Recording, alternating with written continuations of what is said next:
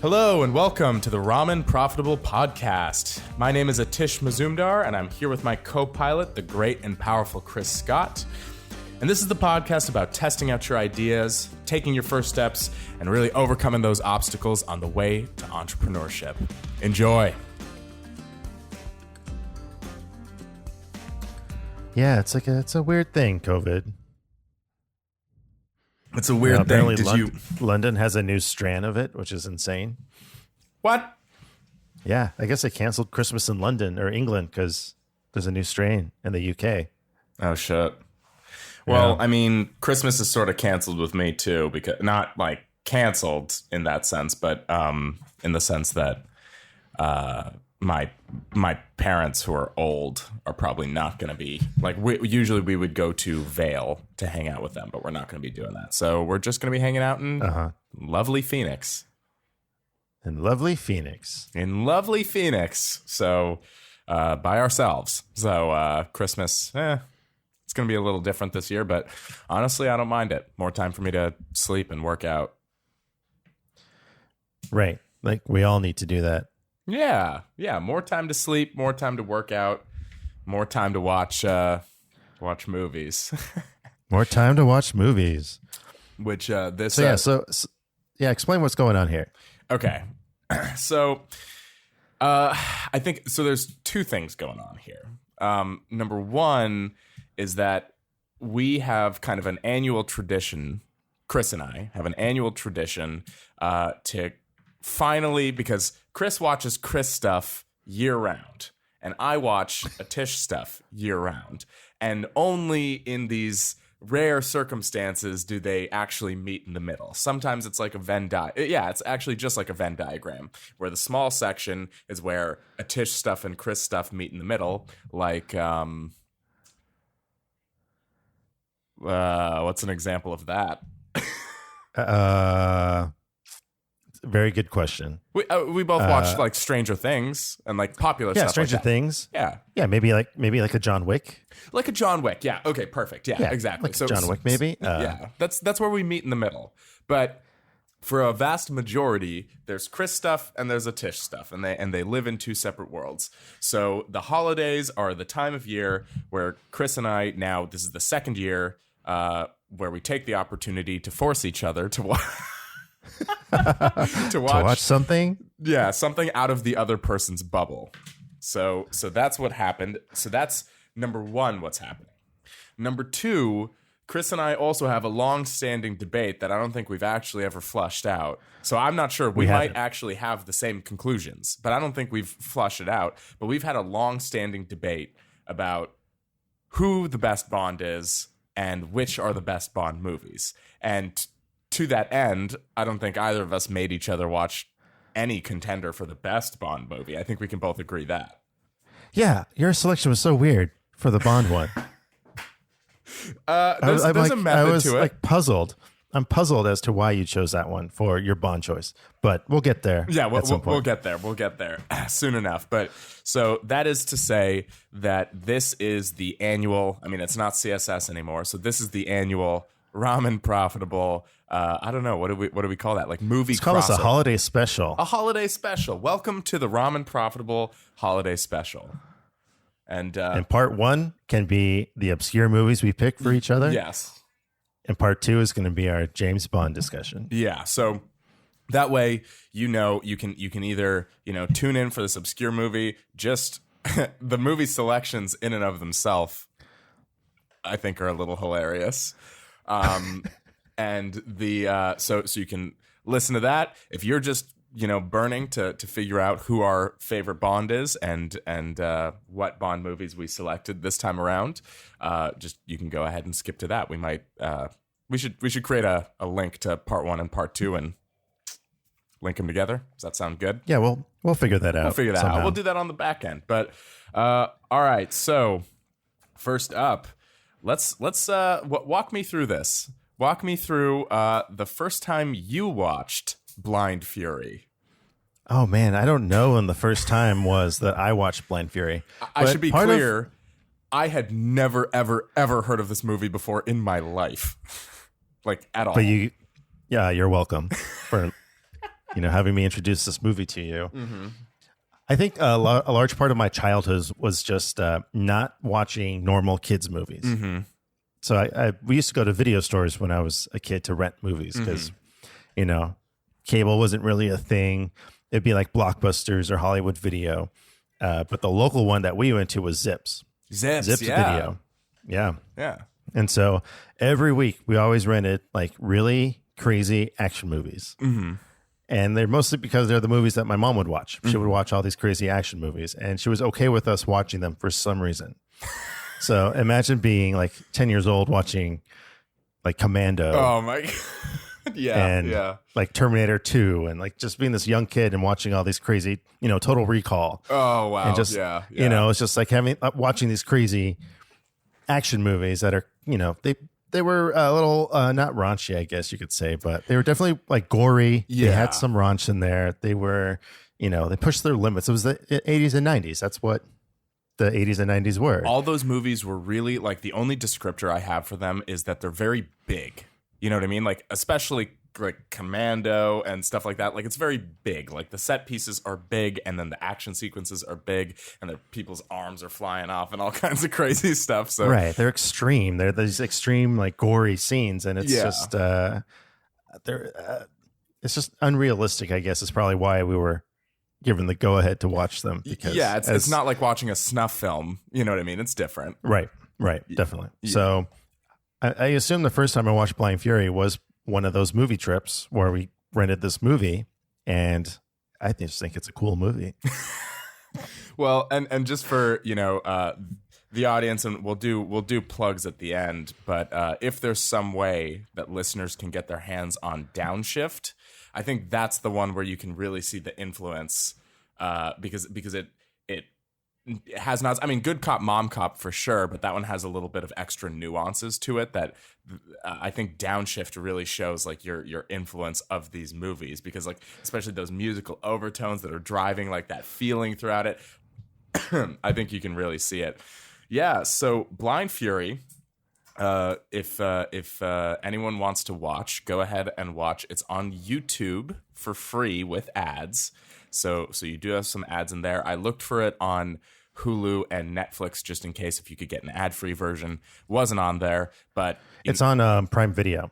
Oh, is it? Okay. So you can get it on Amazon Prime or YouTube with ads. So if you don't have a Prime account, if you're not paying for Netflix, if you're not paying for Hulu, which honestly, what are you doing? If you're not doing any of those things, but that's fine. If you don't have any of those things, you can still find it on YouTube. Interesting movie. I guess I'll go ahead and summarize since I just watched it. You go ahead and jump in and correct me wherever you feel that there needs to be some correction. All right, I'm down. Okay, so it's all centered around a character, Nick Parker. Nick Parker is a Vietnam vet who.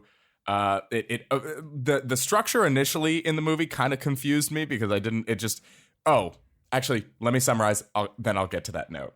So it centers around Nick Parker, who's a Vietnam vet who, because of kind of the enemy getting the jump on him and his crew, he's blinded, and then he's lost out there in the jungle.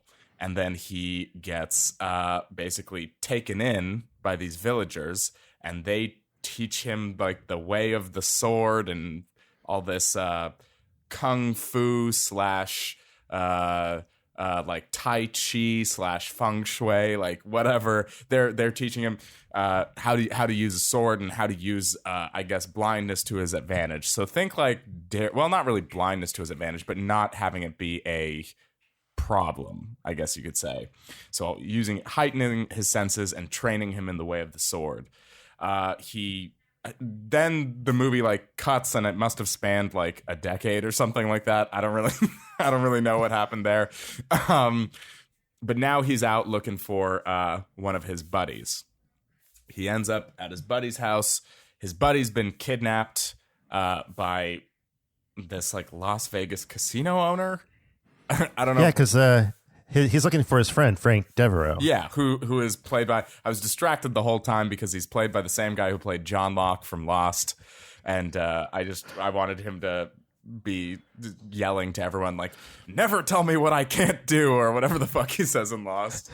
But he's basically doing a Walter White, where he's kind of making meth for these Reno, Vegas people. Yeah. Like they're calling him a chemist, and they're saying that, oh, you don't want to be like our last chemist who we got rid of because he wasn't compliant and all that kind of stuff. So he's making some designer drugs, is the way that they refer to it in the movie, which tells you from which time period this was, because I haven't heard that phrase ever. Right. So designer drugs. So there's this Vegas guy who's keeping his Vietnam buddy locked up to make meth or designer drugs, whatever that means. So, Nick Parker, the blind samurai, is trying to track him down, and he ends up at his family's house, where now the thugs and the goons show up at the same time. They end up killing the mom, and so now blind Nick Parker is responsible for not only finding his buddy, but also, in the meantime, taking care of his buddy's kid, who is so annoying. You say that about every kid, though. Yeah, that's true. I guess I don't really get. I recently watched Home Alone too, and it's like, man, it is like a really scary and tragic thing to leave your kid home alone for 2 days while you go to France. Like, I don't even know how you do that, but man, is that kid annoying in the first sequence of the movie. So I kind of get it. Oh my goodness. So Can't now, wait till you have kids. Yeah, I mean, yeah, we'll see what that's like. So now Nick Parker is evading the thugs that are sent after him and trying to look for his friend. And I won't give away the ending.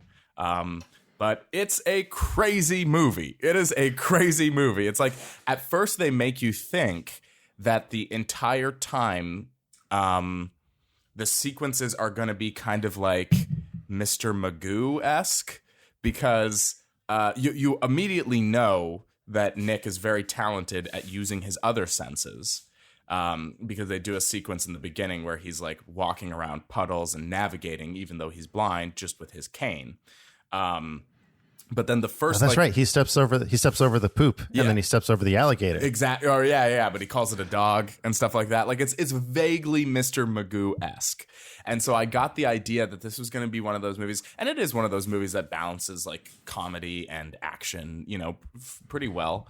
But I thought this was going to be one of those movies like Drunken Master or something like that, where it's like his fighting style is almost completely accidental. Like it's like Three Stooges-esque or something like that, because in the first encounter that he has with these thugs, and one of these guys is absolutely over the top, just like typical, the guy who's like throughout the movie.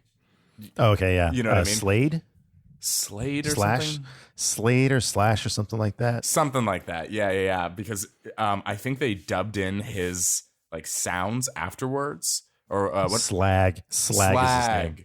What is that called when you do audio afterwards? ADR.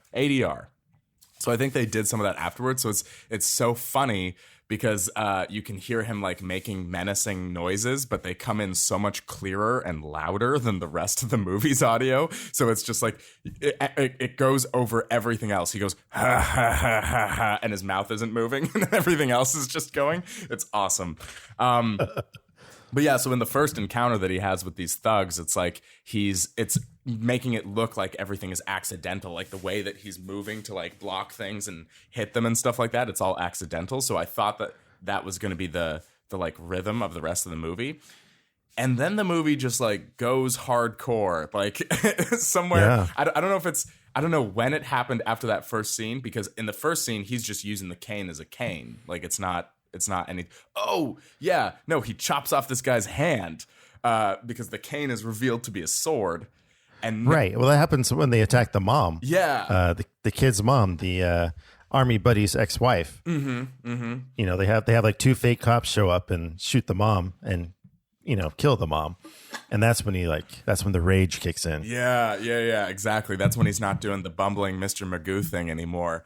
So then he like pulls out the sword and starts cutting off hands, and then it just like takes that crazy pace for the rest of the movie. Like when I say this movie just gets right into it, it gets right into it, man. It's like the time from the setup to the time that he's killing the first goons in that fight with the cane sword, less than, what would you say, like 15, 20 minutes, like less than 15 minutes, I'd say. It gets right into it. It's quick. It's like 8 minutes. Yeah, it's just like guns straight forward. Like, I was blown away because I started watching this and I was like, okay, there's a little setup. He's a blind guy. Because I feel like typically this same style of movie, which I call these same genre as John Wick, same genre as I call them rampage movies. Okay. You know what I mean? So, like, same idea as John Wick, or like, what's another rampage movie? Man on Fire is kind of a rampage movie. Man on Fire. Okay, I can see that. Yeah, because he's trying to get the girl. Yeah. It all starts with like, or like a really good example that kind of aligns with this would be recent. Taken. Yes. Okay. Taken. What's the recent Denzel thing? What is that called? Equalizer? Yes, Equalizer, right? Because he's like, here's some simple, unassuming older guy, right? And then he just wants to live his life and do his thing. Then the bad guys come and stick their nose in it or somehow get involved, and now they've woken up a fury, a blind fury, like never seen before. Yeah, that was, man, it's just a crazy paced movie. Like, it just goes nonstop. There's a couple little breaks where he has to like bond with the kid or make the kid like and it usually is like set off with a gag. Here's what I want to know. The movie's from the 80s, right? Or is it from the early 90s? 89. 89. Okay, so right on the cusp. Here's what I want to know. Did people used to just like fuck with blind people a whole lot or something? Like, was that like a commonly accepted thing? Because everybody in this movie is just like putting shit in his food or giving him the finger right to his face or like just ridiculous stuff. Was that just more commonly accepted back then, or what's happening? I don't recall, but I do know that over time, I don't know if you've noticed, a lot of older comics are always complaining about being politically correct. And how, you can't say this anymore. You can't say that anymore. And they're really upset and angry about it. Yeah. Yeah. The 80s and the 90s is when it was cool to say those types of things. Right. Yeah. And like putting someone down was worth it for the laugh. Yeah. Like their emotions, their response to it was not important at all. It was what it took to get the laugh to happen. And just being mean and cruel back in the day was definitely a funny thing, in air quotes. Yeah, I mean, it in this case, it kind of matches the tone of the movie because it's like there is comedic elements naturally. You know what I mean? So it kind of matches the tone, especially given the fact that part of the character of Nick Parker, I think, is to be all like really reserved and very even. He doesn't, like he's not going to lose his temper or get provoked really but everybody in the beginning is fucking with him. Right. Just everybody. But I think he might have been one of those guys as opposed, because as in the flashback, when he tells a story about when he loses his vision, he seemed like one of those rowdy, like drunk guys that would make fun of someone else. Yeah. But I noticed this last time rewatching it, that like all the guys that are super making fun of blind people are the bad guys, right, or the thugs. Guys. And they're all really dumb and kind of stupid. Yeah. Which is really funny to me. Yeah. But you also had a moment where he first meets the mom, where she's like, and the kid's like, is he blind? But she cuts him off before she says blind. She says he's visually impaired. Which I think is like, is this movie's being very pro blind. Yeah. Yeah. Or basically it's I mean, it's very pro, like being, because it's essentially the same Daredevil message, right? That's like, look, being impaired in one way doesn't mean you might be even differently abled in other ways. You know what I mean? So, so it's very, it follows that Daredevil messaging, or at least, it's very, it's very supportive of the vision impaired community, which I think is interesting for a movie from 1989, because you'd never see that in a movie from back in the day. Yeah, no, nobody gave a shit about like back then. Yeah, and that even comes into play. I mean, that'll come more into play in the Bond conversation, because those are movies from, now we're talking about like the 60s, 70s, moving up. And man, a lot of the stuff ages well, some of it doesn't. Like that's No, you know not what I at mean? all. It's like there's quite, and just because there's been 26 movies now, there's a lot of material that kind of makes you be like, ooh, Bond Yeah, comes a lot of back off cringe. like a total scumbag. Yeah, there's some cringy moments in there, but I was surprised at how well this one held up. Blind Fury. Yeah. Yeah, it doesn't have any. I mean, there's like obviously some little wonky things about practical effects that would obviously be done better or differently with a larger budget or like a big but there wasn't anything that really overtly ages it more than what you would think. Like for instance, if I watch a movie from the same time period, because there's a lot of movies that came out around that time that were pushing 3D, like the first big push of 3D. Uh-huh. And or maybe the second, because I think the first might have happened in the 70s. But those movies all look like shit. And they all all their effects look like shit because they're trying to go for this next avenue that we don't have the technology for. Whereas I felt like this was all really well within its, it wasn't also doing, because that's another thing that some of the like really older Bond movies suffer from, is they're doing something really ambitious, like, oh, we're going to show a spacecraft that's, docking with another spacecraft, and right. And it just looks like really terribly done. Whereas with this, it was all, there's a really fun sequence where the blind guy's driving. Oh yeah, through Reno. Yeah, that's a great sequence. It's a really fun sequence where the blind guy's driving and he's kind of doing all this like defensive, combative driving almost, but it's all just effects like that. You know what I mean? I think the like, I'm trying to think, maybe the most ambitious kind of stuff they're doing. I mean, they do a lot of cool stuff with like pyrotechnics in the Vietnam scenes. And stuff like that, but it's not really overreaching itself, so it doesn't seem as dated as a lot of the movies from 85 and up. To I think 90s. what it is it's all practical effects. Mm-hmm. There's no, they can't make the car flip digitally like you can in John Wick. They have to actually really flip that car. Yeah.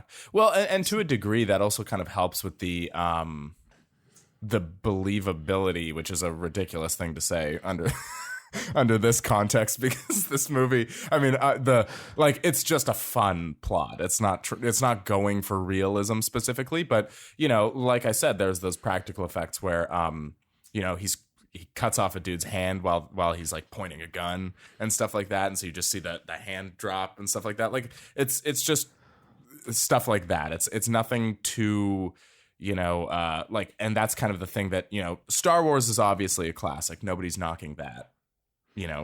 Right. But when you start introducing a bunch of lasers and stuff like that and especially now the new George Lucas edits just make it look like even more like shit, because it's crammed full of like all these like really CGI. Yeah, like, it's really busy. Yeah, it's really busy for some reason. This one's a little bit more clean. It doesn't have, I'll tell you what scene I like the best. And this is near the end, so I'm hopefully not gonna spoil. I think we should spoil it. The movie's been out since 1989. Okay, yeah.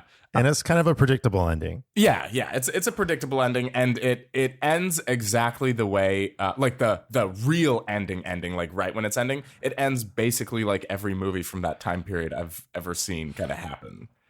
Right. Well, it mirrors what happened at the beginning of the movie. When the kid throws a dinosaur out the window. Are you talking about that? Yeah, well, that, but and like he catches it in the front yard. Yeah. Yeah.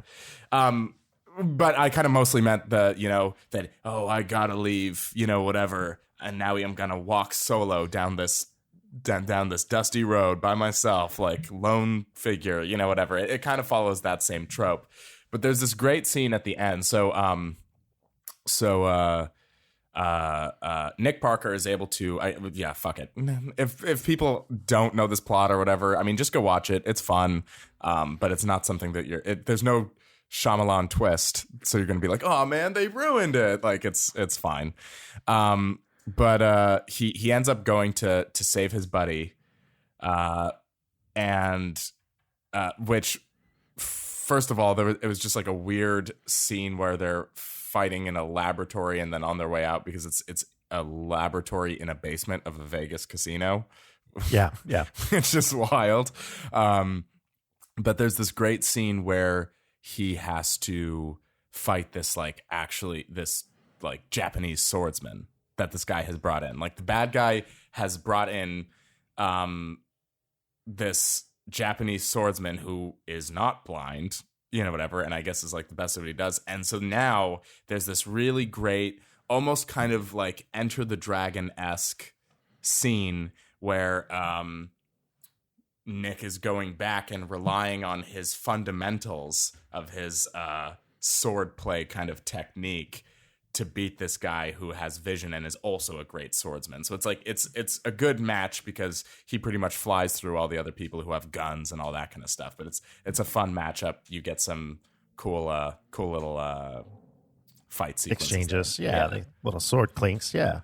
Yeah, and it just is reminiscent of or it made me think of Enter the Dragon, the end of the movie, where there's the mirrors and he has to you have to use the Force basically to be able to beat the opponent. Nick Parker starts to use the Force. That's basically what happens, and it's a lot of fun. It was. But I don't know how many times have you revisited this movie? Just out of curiosity. So many times. This is like my second favorite movie of all time. Really? So this comes after Remo Williams.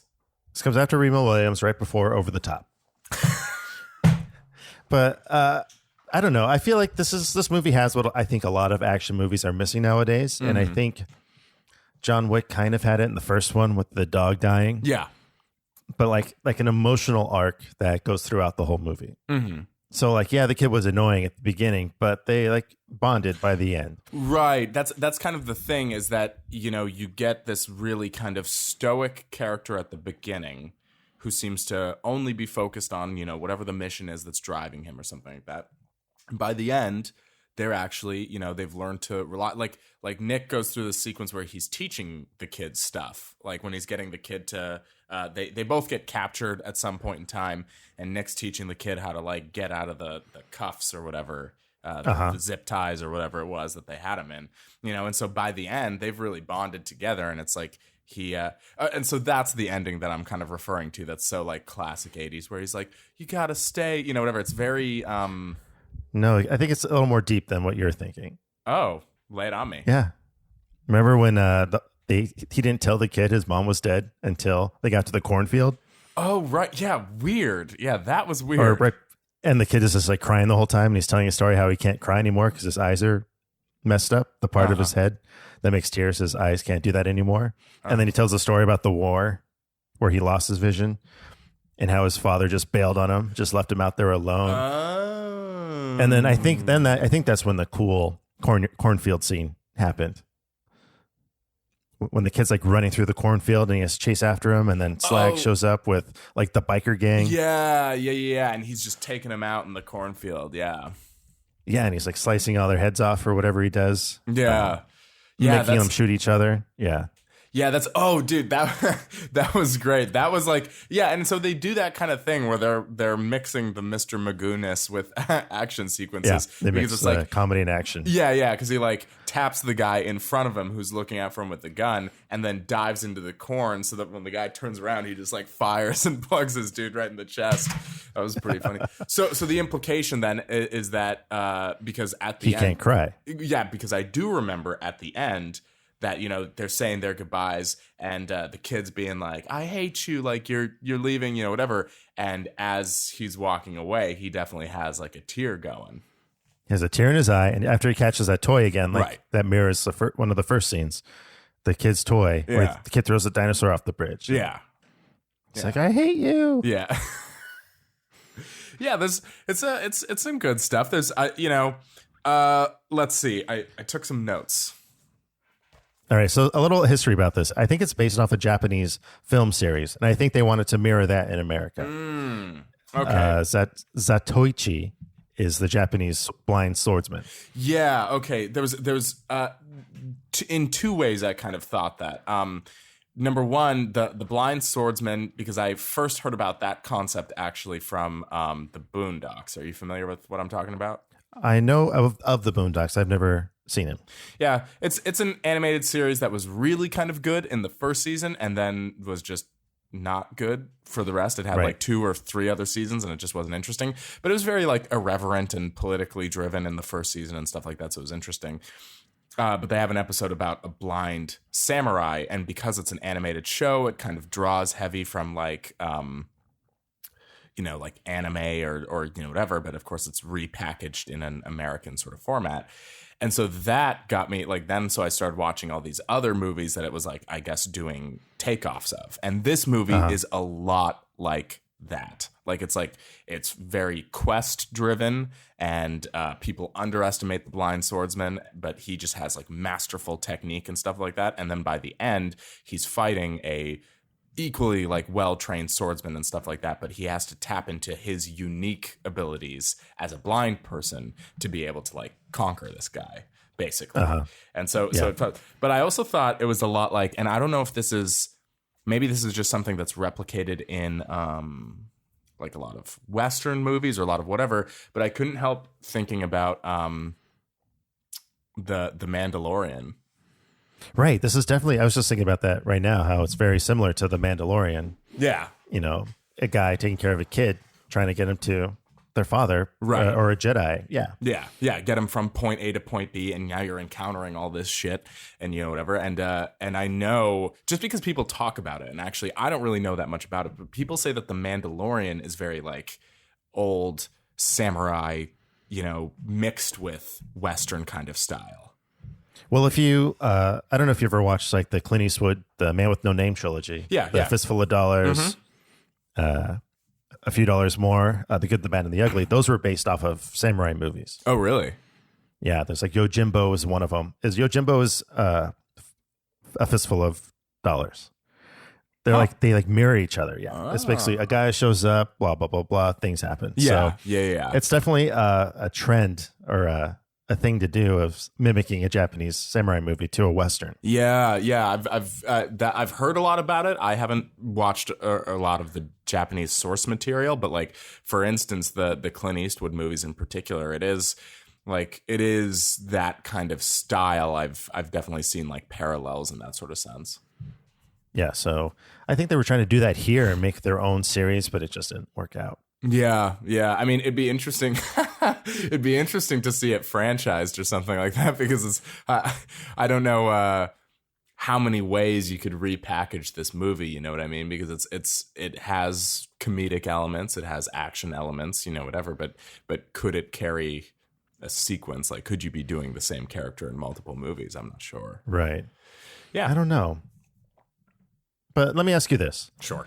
So like in the Westerns, Fistful of Dollars, and like this movie, Blind Fury. Also, it's been a little not whitewashed, but it's like a white guy being trained in this ancient Asian art. Yeah. And then we follow them on their journey. Right. Like, do you care about that? Does anybody care about that? I don't know. That's. Because I've noticed a couple of I appreciate the Asian art form of martial arts and all that skill set. And I do think, they want to, but it's kind of like, I don't think it's like being a culturally appropriated, but this one kind of, I feel like is a little on the fence because it's just Rutger Hauer, who obviously has no, no connection to the art form or anything like that. With that whatsoever. Right. It's just, he just signed on to this role, which is, fine. Well, and that's something that I think, because if we take movies that we've mentioned already that follow the genre, I think that that's something that ended up being, because one of the things that people really credit Keanu for John Wick is that he spent so much time getting the judo exactly right and like learning the technique and doing all this stuff so that when it translates to the movie, he's really just, that's what kind of makes John Wick so special in a way, because it's not all in all, is the plot really anything that, in particular? No. And frankly, this was the part this is why, in my opinion, John Wick gets worse as the series goes on. I thought the first was the best. The dog sequences in number 3 were really cool. So maybe it goes 1, 3, 2 as opposed to 1, 2, 3. Oh, but 2 has the really I like the deaf girl. I think she was wasn't she in 3? I thought she was in 2. Now I'm getting confused. Anyways, but the point is that what made it all kind No, of... two was with Ramen in Italy, right? 2 was with Common in Italy, but it was also with her, with the Orange is the New Black girl. Okay. Because, yeah. So, okay. Here's what I hate about the John Wick movies as it relates to Blind Fury. So I'm going to relate the two series. Here's what I like about Blind Fury and John Wick, and here's what I don't like about both. So what I like about both movies is that I always love this playoff of, the like man or woman with an impossible mission that they are just, they have to do it anyways, or they're like bound by honor, or in the case of John Wick, he's just a fucking animal and he just is going to, avenge his dog or like, whatever. But this person against this like large organization, the odds are all stacked against them and stuff like that, but they have to persevere regardless, whatever. And I think both of those movies do that. Where I think, to answer your question, it's about Rutger Hauer and what connection he has to any kind of like martial arts or anything like that. That's what tightens up John Wick in a way that just isn't tightened up in this movie, which is that it's so like the physicality of it. And I think that this is also just in general true of newer movies because they probably have, better techniques to film, better sound effects, better, whatever, like all that kind of stuff is all, cranked up to 11. It's a little bit more tight, but you can feel it in, for instance, the sequence where John Wick has to escape his own house because there's a bunch of people just like silently enter and he's doing all these judo tosses and putting people on counters and fucking smashing their face and stuff. Like it's very practiced. It's very rehearsed. And so therefore it's a very like good homage to or not homage, but it's a good like representation of the martial arts in and of themselves. It doesn't take 11 cuts to do it. You know what I mean? Right. Whereas that's where that starts to fall apart for me for movies like Taken, where it's like it took him, like I think they counted it up. It was like 12 or 13 cuts for him to get over a chain link fence. That was in the third one. It wasn't the first one. Whatever. It still counts. It's bullshit. Well, it is a scene in a movie, and the worst movie in that series, I think. Agreed. The worst in that series. So when it comes to this, it's like I really loved they skipped over one of the things that I actually really, really love in these movies. And typically in the 80s and 90s, it was montaged over, but that's fine. Like, show us the montage.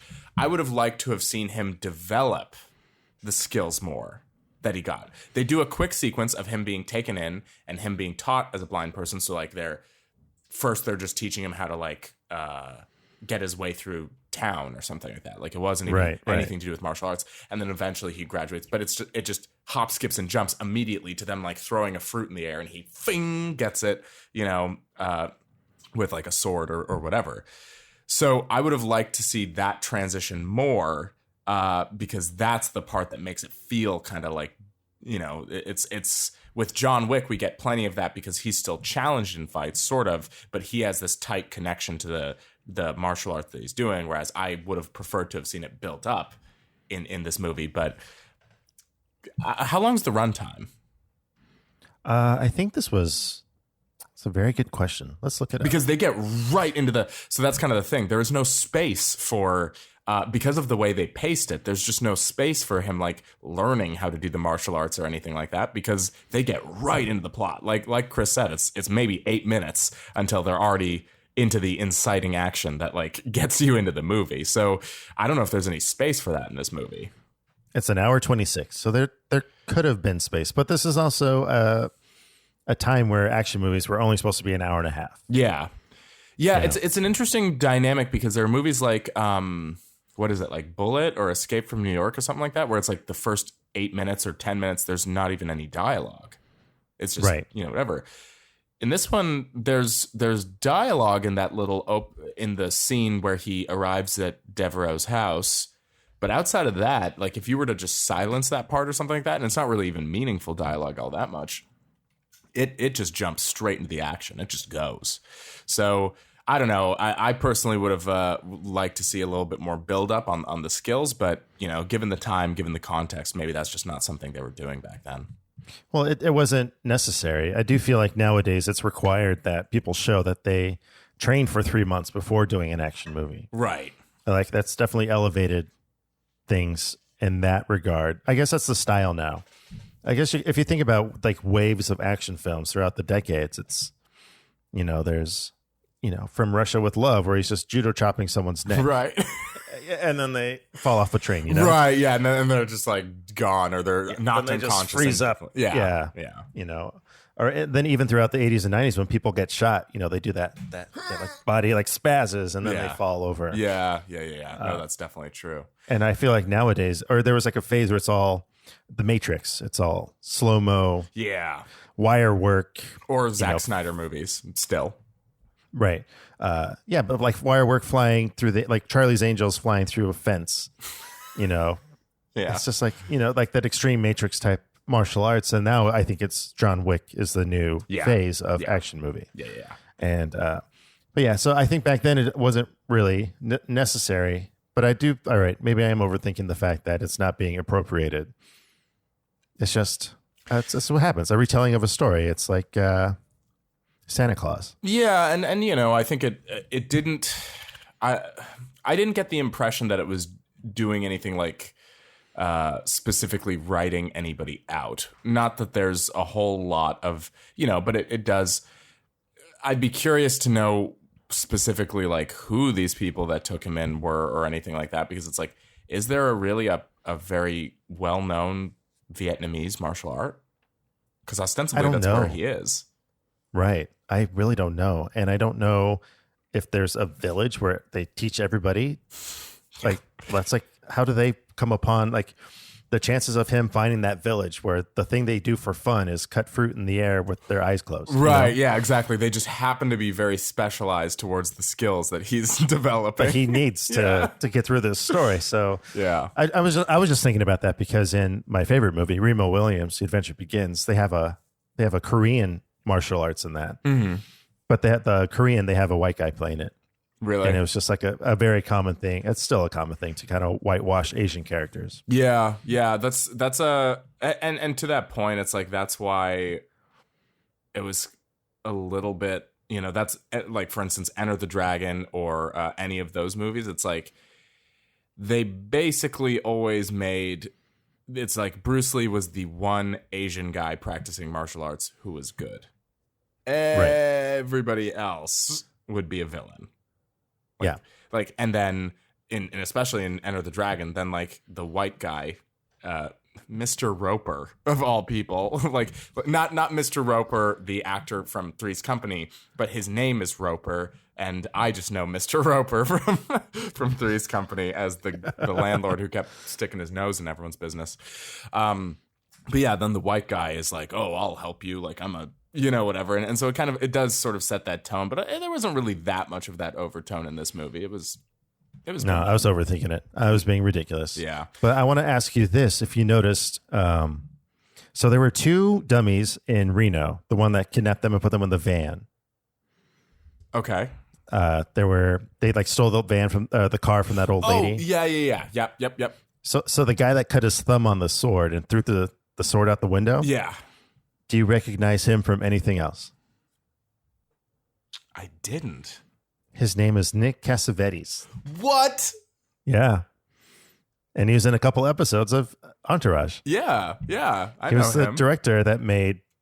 what was the movie? It's the one where he crashes the car and then gets addicted where he makes Vinny, is that his name? Vinny? Yeah. Vincent? Vinny Chase. Do his own stunts and crash the car and send some spiraling to become an addict. I had no idea. Yeah. That dude is so...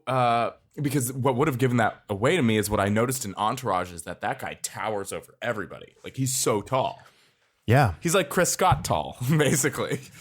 And he didn't seem that tall at all. And he was wearing a cowboy hat. Yeah. It's like, how tall was the other guy? Yeah. How did they do that? That's also the other thing is that, like, the villains in this movie, there's no room for subtlety. They are just over the top. They're making designer drugs. They're, to the movie's credit, they're just rich white men.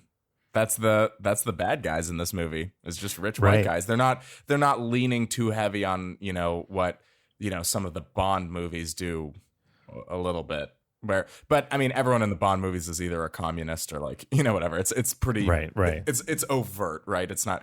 But yeah, there was the guys who actually get Nick Parker and actually get the kid. Like, they're just treating women badly and not giving a fuck about his cane sword and like all that kind of stuff. Like, they're just over the top. They give you the reasons to hate them, and you do. And then so when they get justice, it's like, or when they get cut down, basically, you feel good about it. So all in all, it's a crazy movie. I would say it's paced It's really a banger. nutty.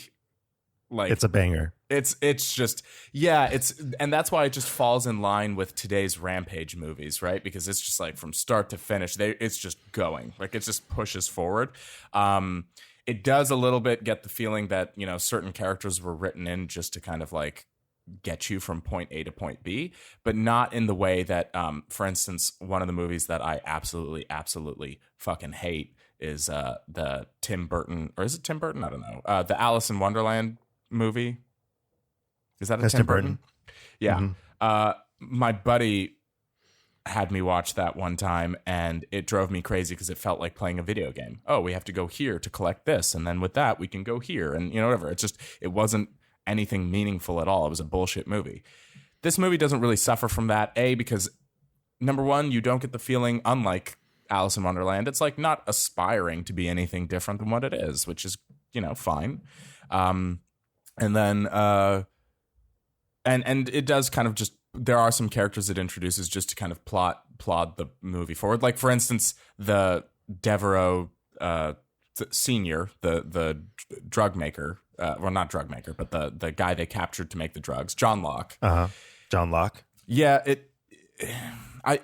I understand that they had to put like a mission and a purpose to the movie, but I feel like they could have written that in a different way. And honestly, his character was on screen and didn't do anything. Like, He had his own little journey. I mean, there was that moment in the flashback where he like kind of ditches Nick Parker at the war, and then it kind of was mirrored in the hallway where they're getting shot at the underground drug making layer, the underground Vegas drug club. layer.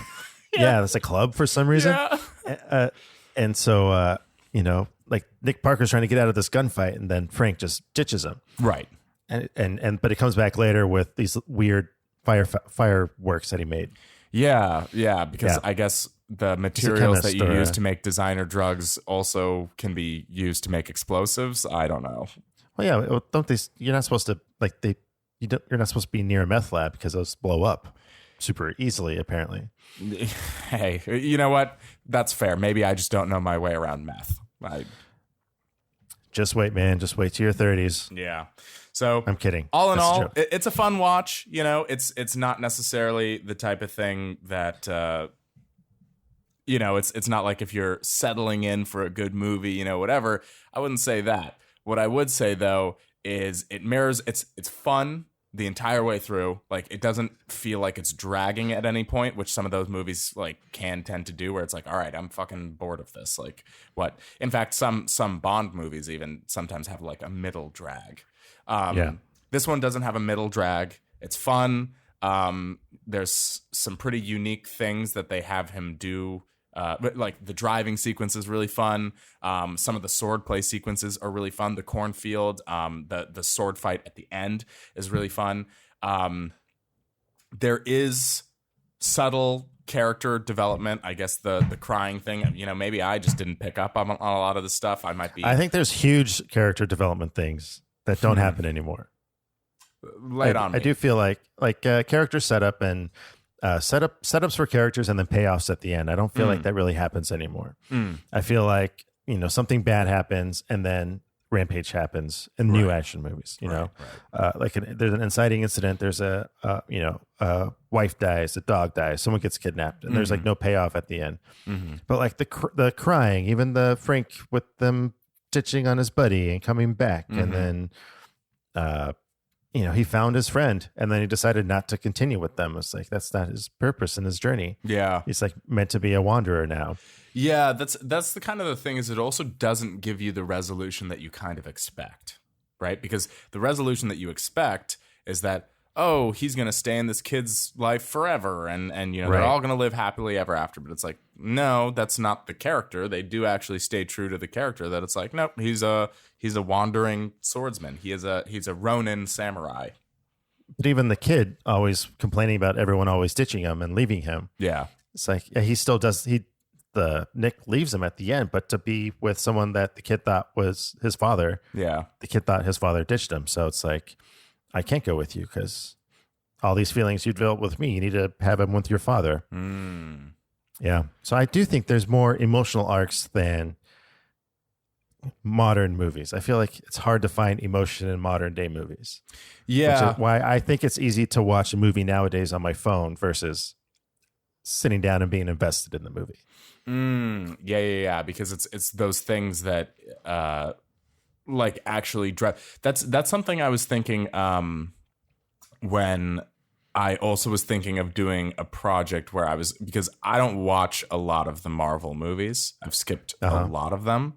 But every now and then I'll see one, or like every now and then I'm bored, so I'll put something on. And that's basically my thought for it. It's exactly kind of what my problem is with any of the Thor movies. In fact, really, I've only watched the first one, and then I watched Ragnarok, which everyone thought was great. I didn't care for it all that much. But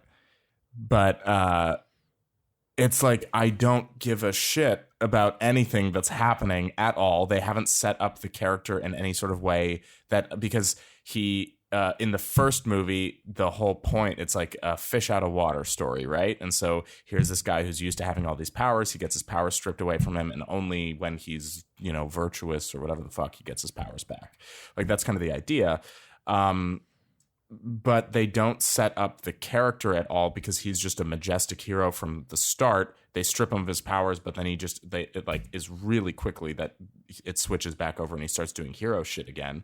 So it's like you don't actually feel anything about how the character has transformed at all in the movie or anything like that. So it's like, to me, it's just it's a fluff, you know, whatever. Whereas in this movie, yeah, you're right. It's like there's a little bit there's some emotional investment into what people are doing. Oh, yes. Emotional investment. So, pivoting off of the emotional investment. I want to talk about this movie you had me watch? Yeah, let's do it. I'm confused by your movie selections often. But you said this was going to be an Indian movie. I mean, it's okay. So there are Indians in it, but yes. It's not an Indian movie. Okay, let me explain. So back in the CSS days, our first movie special, or our first holiday special, I had Chris watch Lagan, which was a movie that I had seen several times when I was young. It's an Indian movie, basically. And like, when I say Indian movie, I don't actually mean a movie that has Indian people in it, like this movie was. It's actually an Indian movie. And it's basically about a poor village that is being oppressed by British colonists, British colonists, whatever. And they get a slim chance. They're just getting taxed beyond belief. They're kept under the thumb, and they have a slim chance for liberation. And it's in the form of learning how to play cricket, which is a British person's game. And so then they train and they play this game, and there's ups and downs and whatever. And the one thing they're trying to play the British to win their village back, right? Or not pay taxes, pay taxes, which is ruining them and keeping them under the thumb. And the one thing I forgot about this movie is that it's like 3.5 hours long. There's an intermission. Yeah, there's an intermission built into the movie. So when going into this movie, I wanted to pick something that also had, because there are Indian movies that I could have selected, and there's one actually that now comes to mind that's actually Indian. We would have to watch it with subtitles and everything like that, but it's the classic Indian story that everyone references always. It's a classic of Indian cinema. I don't know where we would get that, and it's definitely on my list for next time, or the next opportunity that I have a chance to get you to watch a movie, because I think it has themes that you would really enjoy. What's that one called? Sholay. Sholay.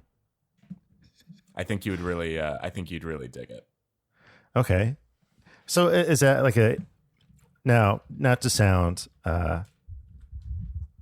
insensitive to Indian movies, but is it basically like a musical where they have like a moment of emotion or something that can't be expressed with words that they have to sing and dance through?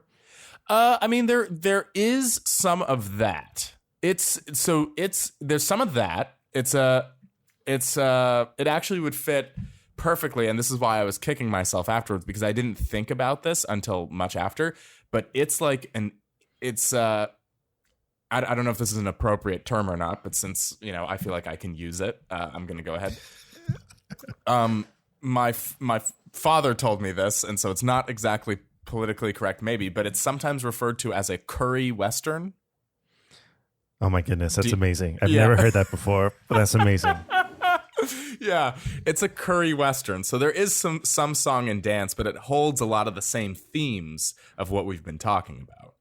It's on Amazon Prime. I guess I'll watch that. Yeah. Oh, okay. Maybe. Okay. We'll both go watch this and we'll come back. It's a classic story. We'll do that on Easter or something. Yeah, perfect. But no. So the reason why, so I didn't come to that conclusion, and I had a handful of movies just in my direct memory bank that I could be like, oh, this has Indian people, Indian culture, something to that effect. And here's the reason why I picked this one. It's twofold. Okay. Number one, because it's a movie about subverting expectations. And in this subversion of and mind you, I don't think it was well executed. I'm not saying this is... in subverting expectations, you learn that the mimicry of doing something may be good to start, but bringing your authentic self to your endeavors is the key. It's only when you're being authentic to yourself can you actually, et cetera, et cetera. The second part of this movie that actually is not a theme, but whatever.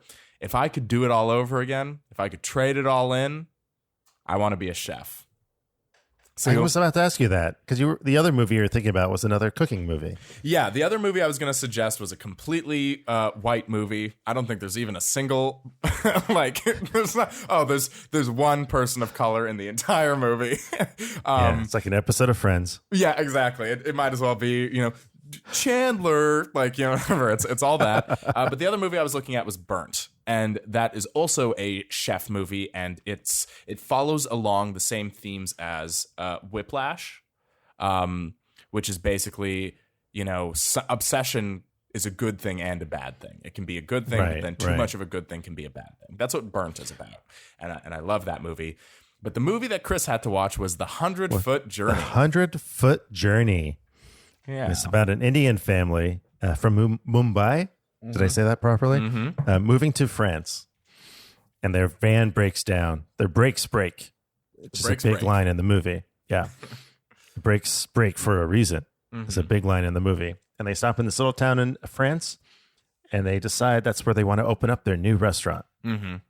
And they buy an old beat-up building across the street from this French woman's restaurant that has a Michelin star. Mm-hmm. She's played by Helen Mirren. I don't remember her name in the movie. Let's look it up. It doesn't matter. Mallory. Mallory is her name in the movie. Oh. Yeah.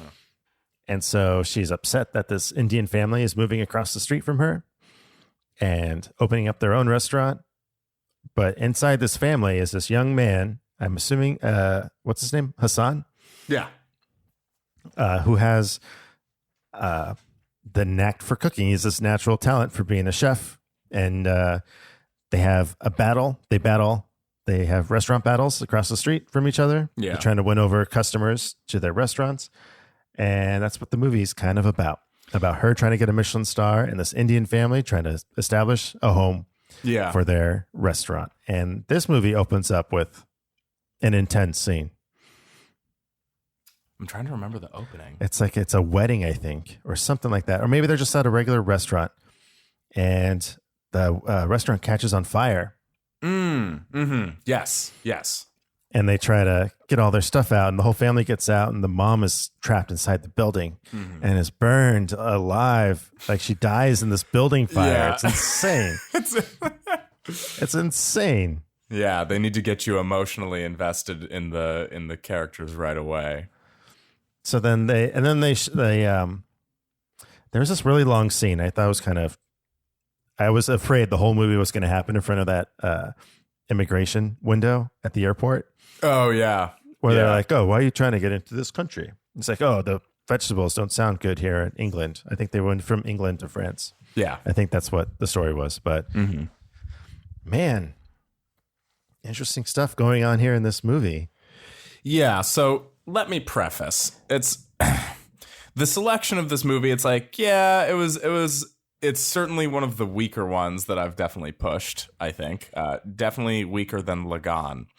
But and it has one massive fumble in it that I think was a great opportunity that they missed. I think they might have picked it up. I'm kind of forgetting how it goes, but there was one thing that I thought matched the story arc, and they end up fumbling it real hard at the end, if I recall correctly, but I might be wrong.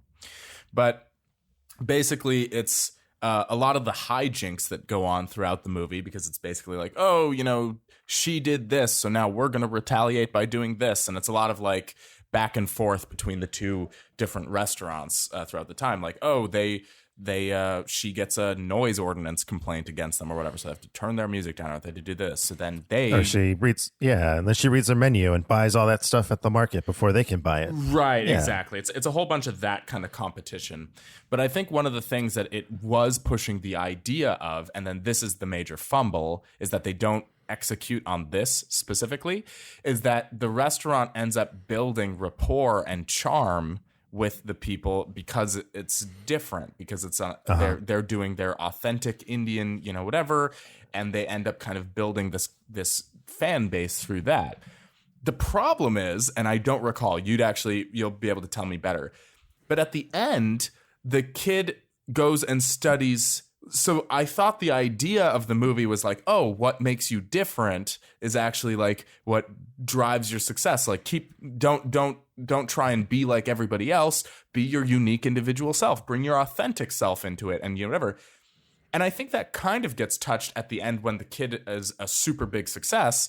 But at first, he goes through this total segue to learn classic French cooking, and then he ends up saving her ass by cooking for her or something like that. But it's classic French cooking. And that was the part that just completely derailed where I thought the story was going, because I thought the idea was that, but it's like, oh wait, no, now he's folding into like classic French cooking style, so he's not doing the authentic thing. Am I remembering this correctly? I don't think so she wants a Michelin star. She wants the second one. Right. Because she hasn't had one since her husband died years ago. Yeah. And so she gets him to, after he burns his hands in a really bizarre scene, I guess some of her chefs get mad at their restaurant and try to burn his restaurant down. Right. Yes. And so he tries to save the restaurant by throwing water on it. He grabs a pot that's really hot and he burns his hands. And so and they have a nice little scene where they mend their differences by him making her an omelet, but he can't cook because he doesn't have hands, because they're burnt. And so she has to like do all the mixing for him. She has to add all the ingredients, and they have like this weird, he's teaching her how to golf or something type of moment where he's just like, has like this weird mitt of a burnt hand, showing her how to properly whisk these eggs, because she wants him to make her an omelet.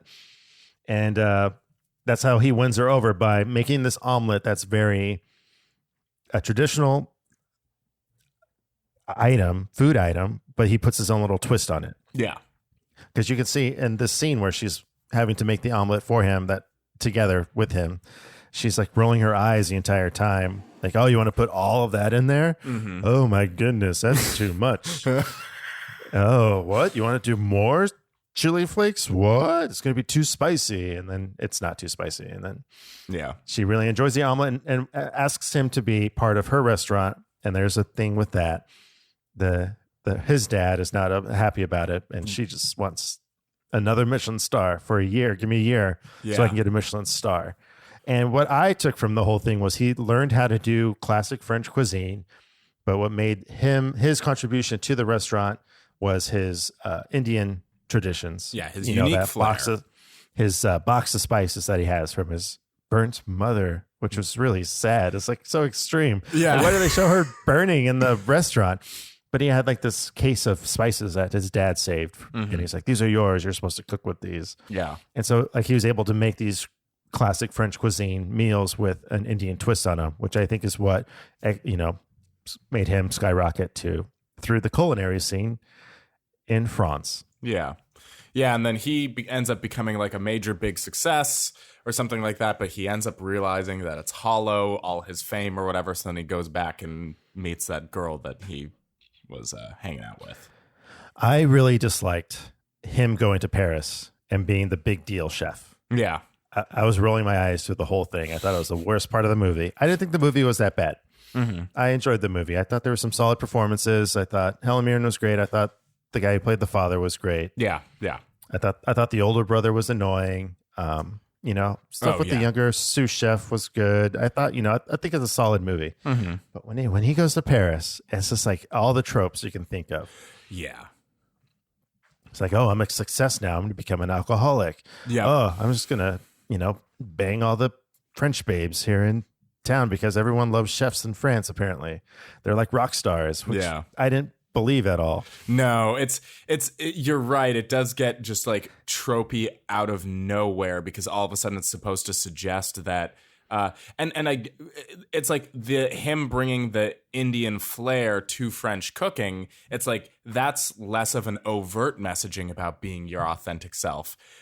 This was just like it then steps into just being so overt that it's like, oh, but you're not being the person who got you here and all this kind of stuff. You're being somebody else. Like it's just so overt and so over the top. Like I agree with you.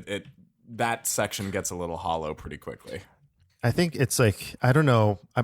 I'm assuming this whole part was an afterthought because I feel like this part probably was done differently and no one, or maybe someone didn't know how to execute this part of the story because there's a lot of exposition in it. There's so many like news reports.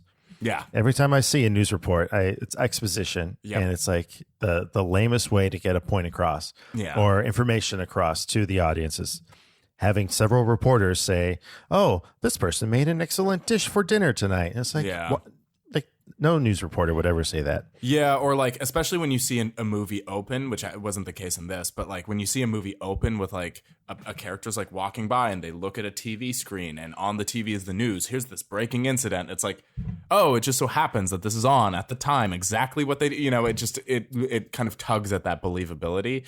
But yeah, in this case, that was also, it was like used as it's almost like a character that only exists to get you from point A to point B. It's like the same thing. Yeah. They were just doing it with a news story. Yeah. Yeah. It's a interesting trope, but overall, there's some, it definitely felt like an American movie being told in another country, it was an American's take on what an Indian family is and what a French family is.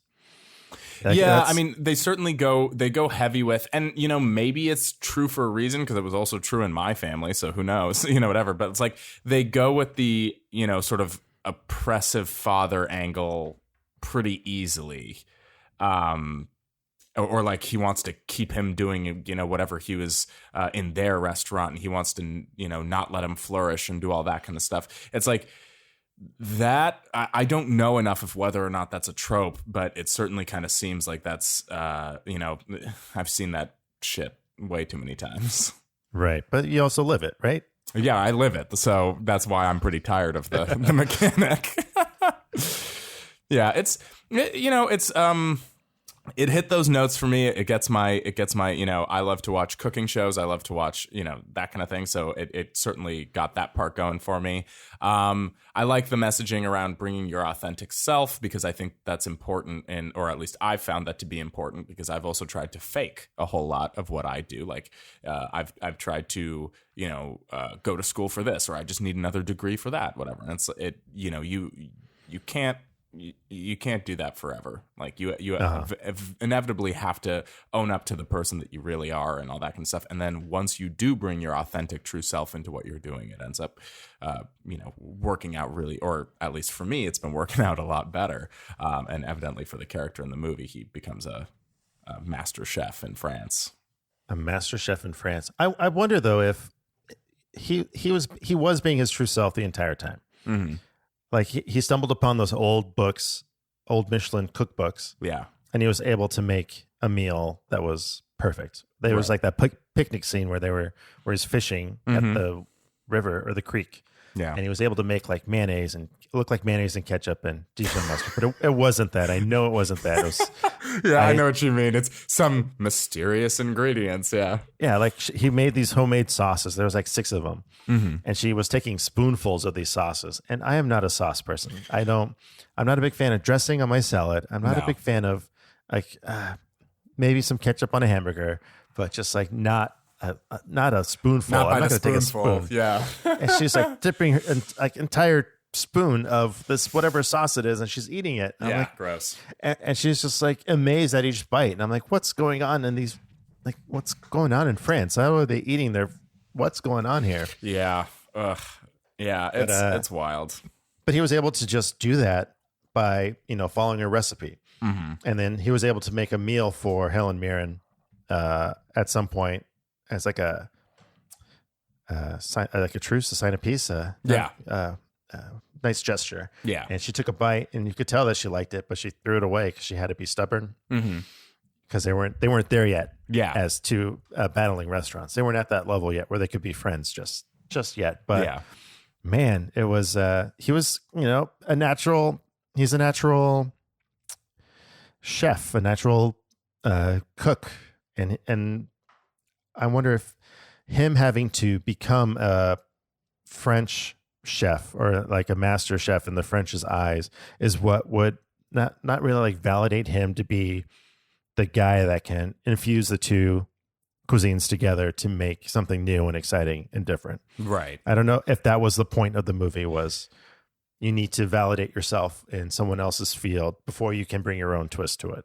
Right. Yeah. That was sort of the thing, is that's why I think it kind of fumbled the messaging at the end. Or at least what I was interpreting to be the messaging. Like maybe I'm specifically looking for something, or I'm like maybe I'm seeking that because that's the kind of validation that I'm looking for. Is that no, your authentic self. Like just keep doing what you enjoy and what makes you feel good, and that'll bring it all around. Like maybe I was seeking that a little bit too much, but I kind of felt like that was the message that got kind of fumbling, because he like maybe it's because the character was drawn towards French cooking. Like that was the part, like what would have been the like what like let me know what you think about this plot mechanic instead. The movie goes the same. They end up having a truce, Hassan and what's her face. And then he drives himself. Like, what if instead he learned from her, but instead of becoming a French practitioner with an Indian twist, what if he learned the techniques, did kind of that fusion or did whatever, but that drove their own restaurant to Michelin star status? You know what I'm saying? Like, what if it didn't require the enveloping or the like packaging of, oh, it's French food in a French, in a French environment with this twist? It's like, what if he was able to do it on his own in a sense, or like, what if he learned the techniques and did that, but then he elevated their own restaurant to Michelin star status, which I think ends up getting a star, right, out of his own restaurant. I don't. But not the family one. That's the thing that I'm kind of. That's bugging me. Why didn't he do that? Why didn't he go back across the street as opposed to going to Paris? Right. That was kind of the thing that I think then fumbles the messaging of what they were trying. And again, I totally might just be seeking it because that's what I was trying to get out of the movie, maybe. Because I'm like, no, somebody validate me, Dad, validate me. But to me, I was just sort of like. I thought it was the point that they were trying to make is like bring your authentic self to work, or bring your authentic self into what you're doing, and then like the age-old messaging: if you love what you do, you won't work a day in your life, blah blah blah blah blah, all that kind of stuff. Like I thought that's what they were kind of trying to get across, but then he hops off and does French stuff, and it's like that's fine. Like I don't have a problem in doing that, but it does kind of muddle up the messaging because it's confusing as to why he went and did the whole thing and ends up coming. I mean, it just seems, like you said, it seems kind of rushed or like an afterthought. They wanted to have the effect of him coming back home, but it's like Right. you didn't have to cram that mechanic in there. It felt forced. Like you could also just have him do it across the street and make renown doing that. Like maybe it doesn't add as much screen time. Like I'm not sure if that's what they were going for. I'm not sure. I don't know if that's it, but I wonder if they did have something similar to that where they had him go back to his family restaurant and maybe they didn't get a Michelin star. I don't know though. That would be really mean. But yeah. It's just that he fails. Like that might be too overtly on the nose for them. Yeah. And their storytelling. But I don't understand that either. Why they didn't. He just didn't. If at the end it didn't matter that he had all this big fame and success, because also it didn't seem like that's what he wanted out of life. Right. Like it seemed like he wanted just to be home and have a family and to cook for someone that cares about him. That's what I assumed his goals were in life. Yeah. There was no motivation to be like at no point in the movie did there seem like there was a motivation for him to be like the cream of the crop or like the known chef or whatever. So it seems like weird that he would be like if they wanted to make the plot, because that's what Burnt is about. So that's what's kind of confusing is and now I'm actually starting to think more and more that ending was a little bit like we have to wrap it up or we have to add something or something like that because the plot of Burnt is about that he wants to be the top of the top, the best of the best, and therefore he has an obsession and an addictive personality, but then that ends up manifesting itself in bad ways. So he becomes the Anthony Bourdain, before he cleaned up and, whatever, or like a lot of these celebrity chefs or like, whatever, where it's like you're so intense. And so then you get a drug habit or something, and then your addictive personality feeds into that. And now you're torn astray from what actually makes you feel good and drives so as your life's calling. That's the point of Burnt. But it's like they kind of sandwich that at the end of this movie, and it's like, what the fuck was that about? Like I don't get it. The only thing I can see is he was really trying to make those French sauces for that girl because it's his love interest. Yeah. And it seems like he has to be in that kitchen with her to really spend time with her because chefs are always in the kitchen, right. They're always working. They work long hours. I think she even says that in the movie at some point. We both are chefs. We both work. This would never work out. We both work too much.